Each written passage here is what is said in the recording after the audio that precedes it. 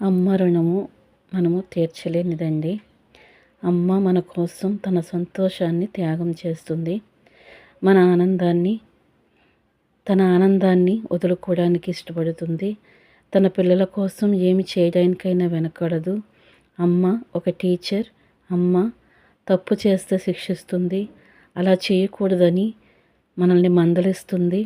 మంచి పని చేస్తే నీవు గొప్పవాడవు అవుతావని భుజము తట్టి ప్రోత్సహిస్తుంది.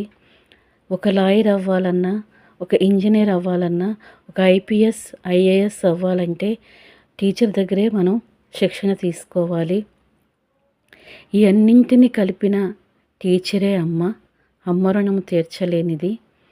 అమ్మ మరి తన బిడ్డల కోసం ఏం త్యాగం చేయడానికైనా ఇష్టపడుతుంది. తన సంతోషాన్ని కాదు, తన ఆనందాన్ని కాదు, తన జీవితాన్ని కోల్పోవడానికి కూడా ఇష్టపడుతుంది.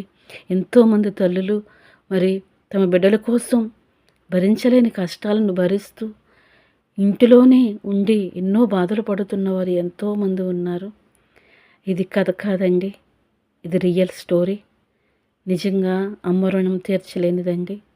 అమ్మ మనకి అన్నీ తానే మనల్ని మరి ఎంతో ప్రేమతో ప్రేమిస్తూ మనల్ని ఉన్నత స్థితిలో ఉంచాలని కోరుకుంటుంది.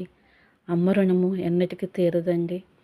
నిజంగా ఒక టీచర్ ఏ విధంగా అయితే పిల్లలకు బుద్ధి చెప్పి సరైన దారిలో పెంచాలి, సరైన శిక్షణ ఇవ్వాలి, ఒక మంచి చదువు చదివించి వాళ్ళకి మంచి స్థాయిని ఇవ్వాలని ఏ టీచర్ అయితే అనుకుంటారో అలాగే అమ్మ కూడా అలాంటి ఒక మంచి గొప్ప టీచర్ అండి.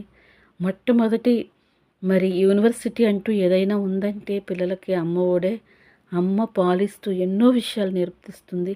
ఈ వీడియో కనుక మీకు నచ్చినట్లయితే లైక్ చేయండి, షేర్ చేయండి, సబ్స్క్రైబ్ చేయండి.